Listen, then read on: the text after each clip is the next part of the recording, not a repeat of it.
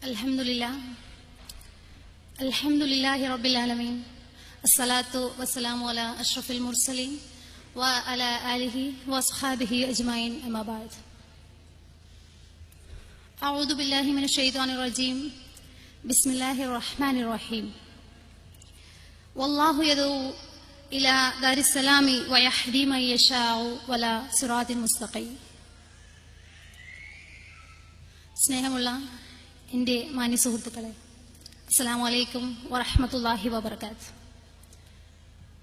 ഇസ്ലാം സ്വീകരിച്ച സ്ത്രീകളുടെ കൂട്ടായ്മയായ വിളക്കുമാടം നടത്തുന്ന ഈ പരിപാടിയിൽ ഇസ്ലാം സ്വീകരിച്ച വ്യക്തി എന്ന നിലയിൽ തൻ്റെ അനുഭവം നിങ്ങളുമായി പങ്കുവെക്കുവാനാണ് ഞാൻ ഉദ്ദേശിക്കുന്നത്. എൻ്റെ പേര് ഖദീജ രൂപിത. വീട് പാലക്കാടാണ്.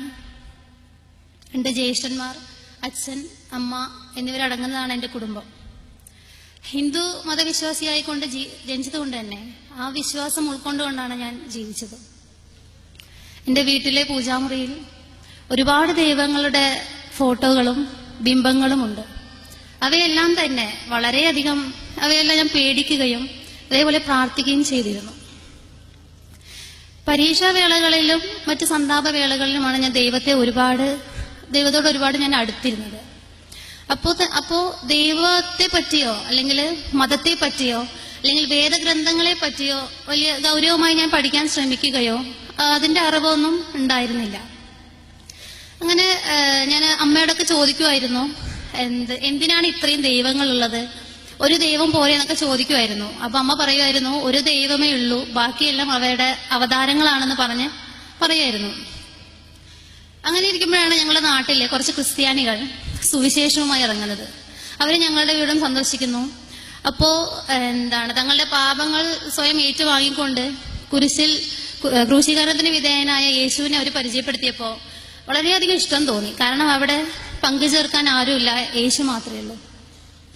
അങ്ങനെ അവർക്കൊരു ചർച്ചുണ്ട്. ആ ചർച്ചിൽ ഞാൻ പോവുമായിരുന്നു. അങ്ങനെ പോയപ്പോഴാണ് അവിടുത്തെ കാര്യങ്ങൾ നമുക്ക് മനസ്സിലാക്കാൻ സാധിച്ചത്. അവിടെ ഒരു പാസ്റ്റർ ഉണ്ട്, അതായത് പള്ളിയിലെ അച്ഛനുണ്ട്. അപ്പൊ പോകുന്ന എല്ലാവരെയും ഈ പാസ്റ്റർ ബൈബിള് വെച്ച് തലയിൽ വെച്ചുകൊണ്ട് പ്രാർത്ഥിക്കും. അപ്പൊ ആ സമയത്ത് നമ്മൾ എന്താണോ പ്രാർത്ഥിക്കുന്നത് നമുക്ക് നടക്കും എന്നുള്ളതാണ്.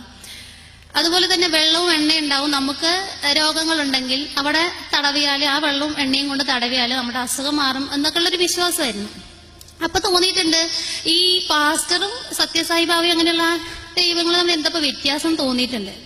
പക്ഷെ ഞാനത് ആരോടും പറഞ്ഞില്ല. കാരണം ഞാൻ എന്റെ ആ ഒരു വിശ്വാസം കൊണ്ട് നീങ്ങി. പിന്നെ ബൈബിളൊക്കെ വായിച്ചപ്പോ ത്രിയേകത്വമൊക്കെ കണ്ടു. അതിനെക്കുറിച്ച് ചോദ്യം ചോദിച്ചപ്പോ അവർ പറഞ്ഞത്, നിന്റെ മേലെ പിശാച് കൂടിയിട്ടുണ്ട്, അതുകൊണ്ടാണ് എനിക്ക് അങ്ങനെയുള്ള ഓരോ തോന്നലൊക്കെ വരുന്നത് എന്നാണ് അവർ പറഞ്ഞത്. അപ്പൊ പിന്നെ അതിനെക്കുറിച്ച് പിന്നെ ചോദിക്കാൻ പോയിട്ടില്ല. പക്ഷെ എനിക്ക് അവിടുന്ന് കാര്യം എന്താ മനസ്സിലായെന്ന് വെച്ചാൽ, പാവപ്പെട്ട ആളുകളാണ് അവിടെ കുറെ വരുന്നത്. അപ്പൊ പാവപ്പെട്ടവരുടെയും പണച്ചാക്കുകളായ ആളുകളുടെയും ജനങ്ങളായ അവരുടെ കയ്യിൽ നിന്ന് പരമാവധി പണം ചൂഷണം ചെയ്തുകൊണ്ട്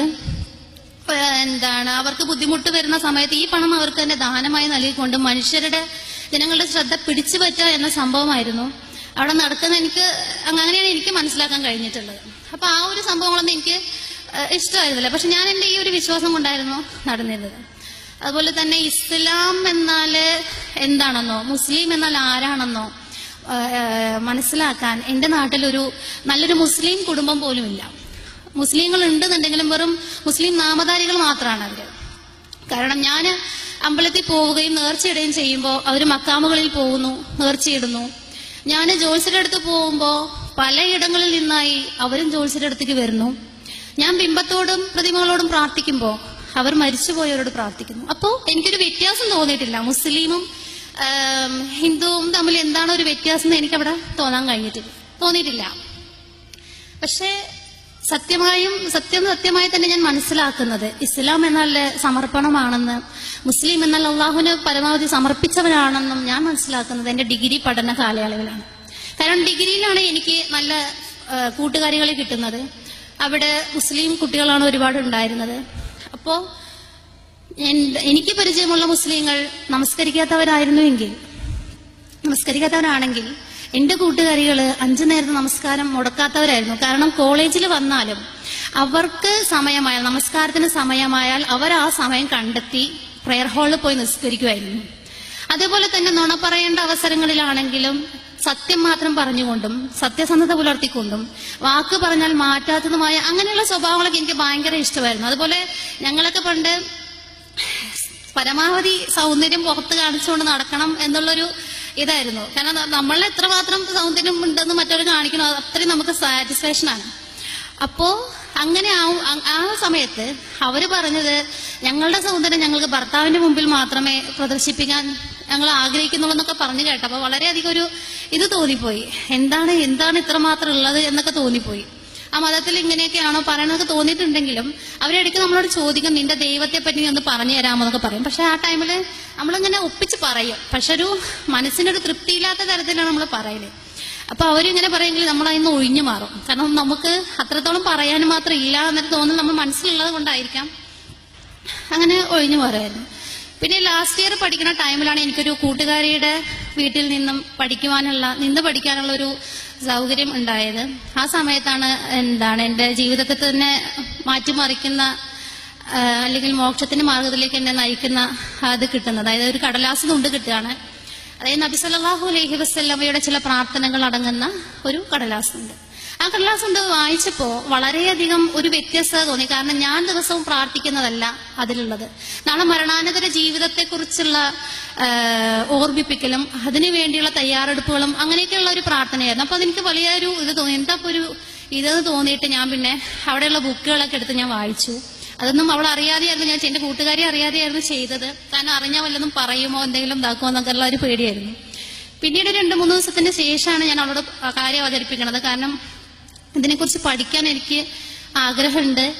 അപ്പോ എന്താ ചെയ്യാന്ന് ചോദിച്ചപ്പോ വളരെയധികം സന്തോഷിക്കുകയും അപ്പൊ തന്നെ എനിക്ക് ഇപ്പോഴും നല്ല ഓർമ്മയാണ്. എന്റെ കെട്ടിപ്പുണർന്നുകൊണ്ട് എന്ത് ഹെൽപ്പ് വേണമെങ്കിലും ഞാൻ അതിൽ ചെയ്തു തരാമെന്ന് പറഞ്ഞ് അവൾ എന്റെ ഓരോ ചുവടുവയ്പ്പിലും എന്റെ കൂടെ നടന്ന് ഇസ്ലാമിനെ കുറിച്ച് തറമായി പഠിക്കാൻ തന്നെ സഹായിച്ചിരുന്നു.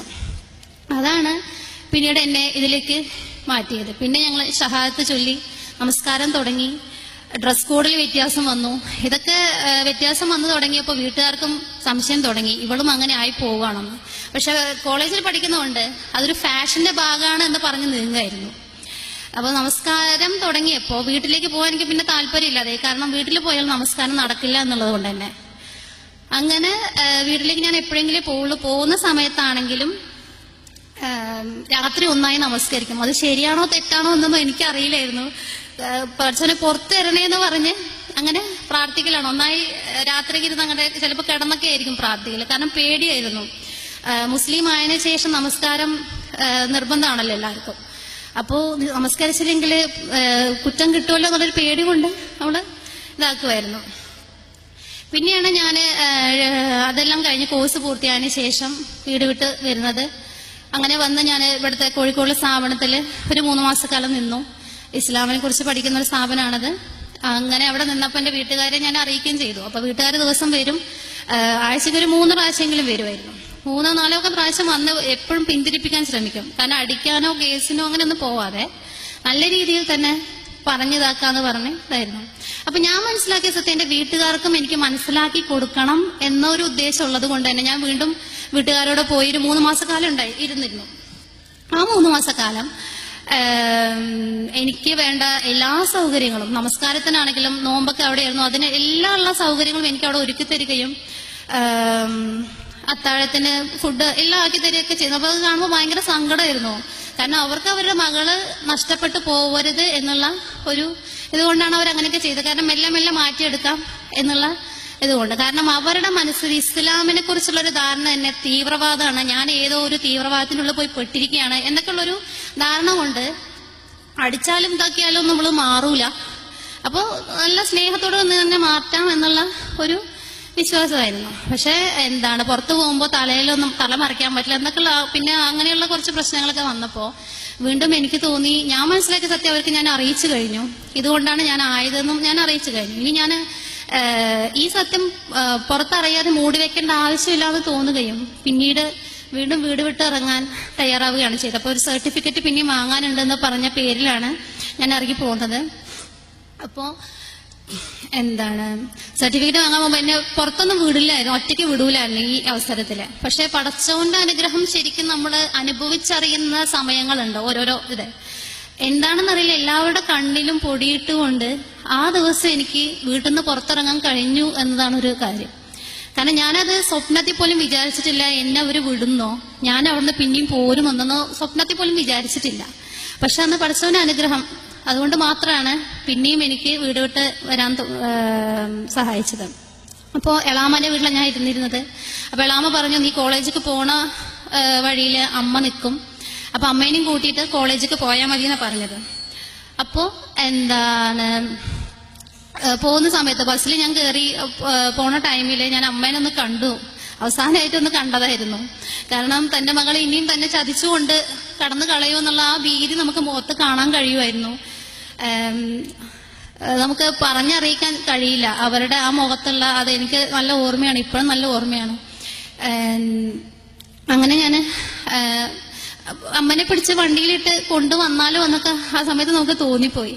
പിന്നെ പഠിച്ചവൻ ഉദ്ദേശിക്കുന്ന ഓരോ കാര്യങ്ങളുണ്ടല്ലോ. അപ്പോൾ ഞാൻ പിന്നെ പോവുകയും തിരിച്ച് ഇങ്ങോട്ട് കോഴിക്കോട് തന്നെ വരികയും ചെയ്തു. ഇപ്പോ ഞാൻ വിവാഹിതയാണ്, ഒരു കുഞ്ഞിന്റെ അമ്മയാണ്. ഇപ്പോഴും എൻ്റെ വീട്ടുകാരെ എന്നെ തിരിച്ചു വിളിച്ചുകൊണ്ടിരിക്കുന്നുണ്ട്. അതായത് ഒറ്റയ്ക്ക് തിരിച്ചു പോവാൻ, മകനെയും ഭർത്താവിനെയൊക്കെ വിട്ടിട്ട് തിരിച്ചു പോവാനായിട്ട് എന്നോട് പറയുമായിരുന്നു. ഇപ്പോഴും അത് തന്നെയാണ് പറഞ്ഞുകൊണ്ടിരിക്കുന്നത്. പക്ഷെ അവർക്ക് ഇസ്ലാമിന്റെ ഇതിനെക്കുറിച്ച് അവർക്ക് അറിയിക്കാൻ അവനതിന്റെ എത്രത്തോളം അതിന് പ്രാധാന്യമുണ്ട് എന്നുള്ളത് അവർക്ക് അറിയില്ല. അതുകൊണ്ടാണ് ഇപ്പോഴും അവരെന്നെ വിളിച്ചുകൊണ്ടിരിക്കുന്നത്. തിരിച്ചു പോരണമെന്ന് തന്നെയാണ് ഇപ്പോഴും പറയുന്നത്. അപ്പൊ നിങ്ങളെല്ലാവരും ദുആ ചെയ്യുക, അവർക്ക് ഷഹാദത്ത് ചൊല്ലാനും ഹിദായത്ത് കിട്ടാനുമായിട്ട് അവർക്ക് വേണ്ടി നിങ്ങൾ ദുആ ചെയ്യണം. ഇൻഷാ അല്ലാഹ് നമ്മളുടെ ഓരോ അമലുകളും അള്ളാഹു സ്വീകരിക്കട്ടെ. വഅഖിറു ദഅവാനാ അൽഹംദുലില്ലാഹി റബ്ബിൽ ആലമീൻ. അസ്സലാമു അലൈക്കും.